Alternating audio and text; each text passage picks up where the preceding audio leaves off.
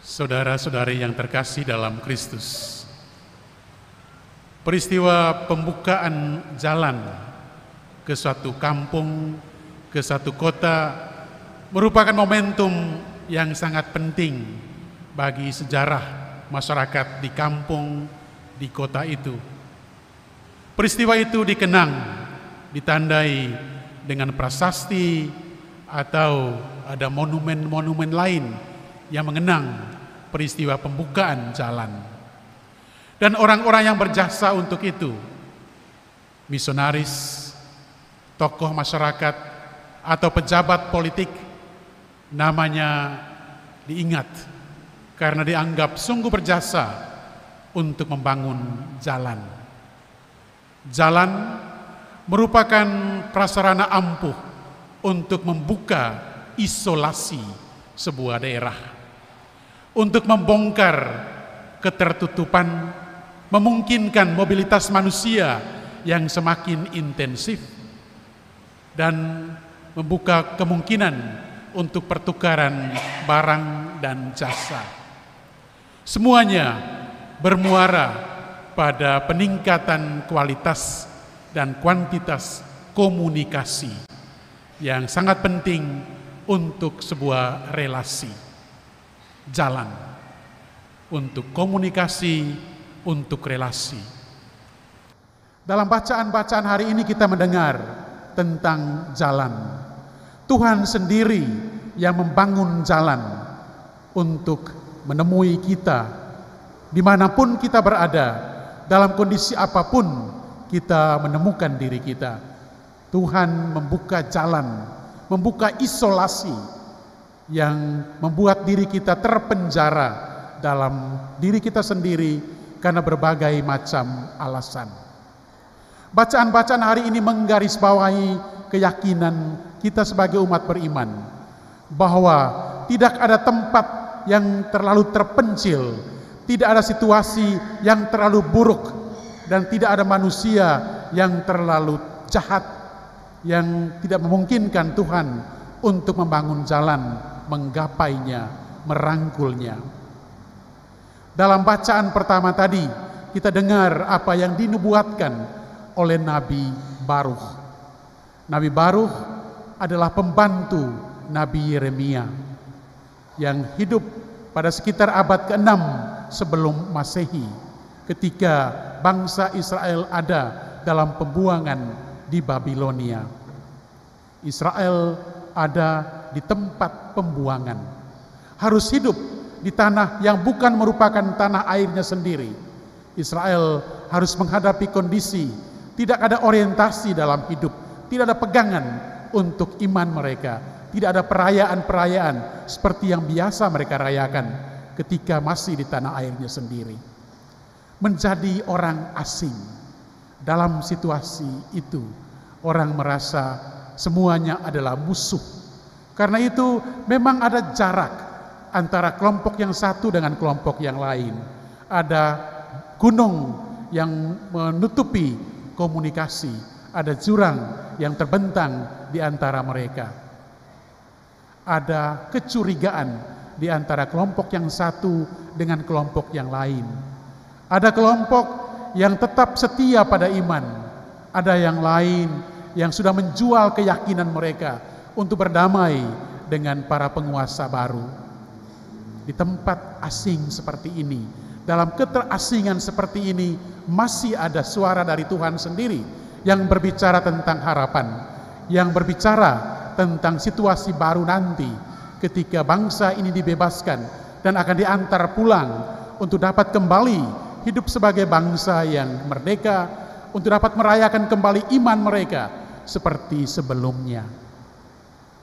Juga ketika kita merasa terasing, asing dari diri kita sendiri, asing dengan orang lain, asing di tengah masyarakat, kita tidak pernah boleh putus asa, karena selalu ada suara Tuhan yang menyapa kita, yang hendak menyampaikan kepada kita bahwa selalu ada jalan keluar. Dalam bacaan Injil tadi, situasinya sudah berbeda. Sudah ada struktur kekuasaan yang lebih jelas untuk bangsa Israel. Kekuasaan Romawi dan juga di Israel sendiri ada yang berkuasa secara politis. Dan ada imam agung yang namanya disebutkan. Struktur kekuasaan yang jelas, juga struktur keagamaan yang nyata dengan orang-orangnya yang memangku jabatan-jabatan ini. Tapi itu bukan berarti semuanya sudah beres. Israel, bangsa yang terpilih ini, kembali menemukan dirinya seperti saat masih ada dalam penjajahan bangsa Mesir. Karena para penguasa politik hanya memperhatikan kepentingan mereka, dan para pemuka agama berkoalisi dengan para pemangku kekuasaan untuk menjual bangsanya sendiri. Kembali Israel merasa terasing. Bangsa ini tidak memiliki kenyamanan dengan dirinya sendiri. Waktu itu ada suara di padang gurun. Tuhan merasa perlu untuk mengirim Yohanes ke padang gurun, seperti pada awal ketika bangsa Israel dibebaskan dari penjajahan Mesir, melewati padang gurun, untuk kembali belajar mendengar apa yang dikehendaki oleh Tuhan. Dan seperti yang kita dengar tadi, semua orang berbondong-bondong menjumpai Yohanes yang berseru di padang gurun tentang keniscayaan pertobatan. Semua butuh pertobatan agar kembali menekuni jalan yang dikehendaki oleh Tuhan. Kalau Tuhan sudah buka jalan, maka mestinya kita juga mengikuti jalan itu. Kita juga mesti jalan pada jalan yang sudah dibuka oleh Tuhan itu. Jalan kepada diri kita sendiri. Karena seringkali kita terlampau sibuk dengan urusan yang macam-macam sehingga tidak menemukan ketenangan dalam diri kita sendiri. Jalan menuju orang lain yang sering terputus karena iri hati, kebencian, karena rasa terluka yang disimpan lama. Kita butuh membangun kembali jalan menuju orang lain. Dan kita butuh jalan untuk membawa kita kembali kepada Tuhan yang senantiasa membuka tangannya untuk kita. Untuk itu, untuk menekuni jalan ini, ada dua hal yang disampaikan dalam bacaan-bacaan hari ini. Yang pertama, supaya kita bertekun dalam doa. Santo Paulus dalam bacaan kedua tadi berdoa.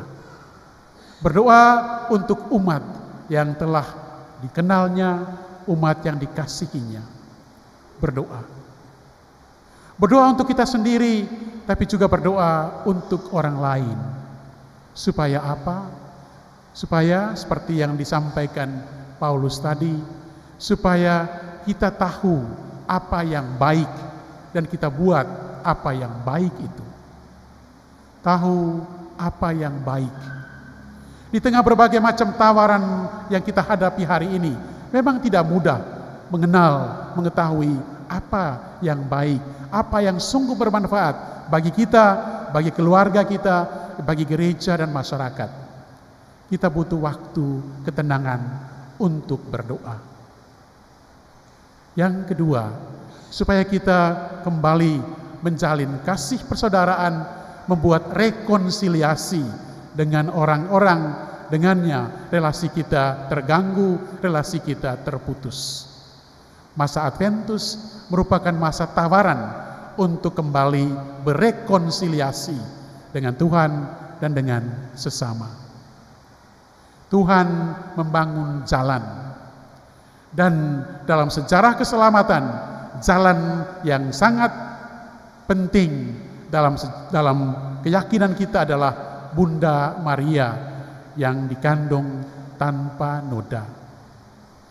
Dengan Maria yang dikandung tanpa noda, Tuhan membuat sebuah sejarah baru, memulai awal baru, membangun jalan baru untuk menjumpai kita orang-orang yang berdosa ini. Supaya Kristus yang dilahirkan sungguh masuk ke dalam dunia, dalam rahim Maria yang disucikan, maka Maria dikandung tanpa noda dosa. Maria adalah tempat pertama dalam dunia yang menampung Kristus sebagai juru selamat. Keuskupan kita dipersembahkan kepada Bunda Maria yang dikandung tanpa noda itu. Pada tahun 1914, ketika datang ke Flores dari timur, Pater Noyen, prefek apostolik yang pertama dari wilayah kita, mendedikasikan prefektur ini ke dalam perlindungan Bunda Maria yang dikandung tanpa noda, dengan intensi agar sungguh di sini Kristus dapat masuk dan sungguh menjadi juru selamat yang diperkenalkan kepada banyak orang melalui hidup dan kesaksian orang-orang beriman dari wilayah prefektur apostolik kita ini, yang kemudian menjadi Keuskupan Agung Ende. Bapak, Ibu, saudara-saudariku sekalian, pada perayaan pelindung keuskupan kita ini, kita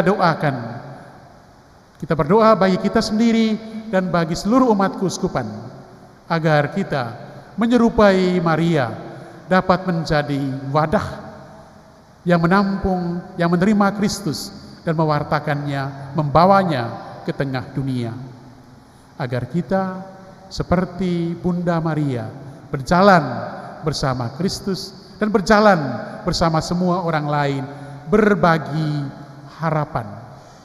Karena untuk memelihara harapan itu, kita semua dipanggil, diberi rahmat, dan dikuatkan.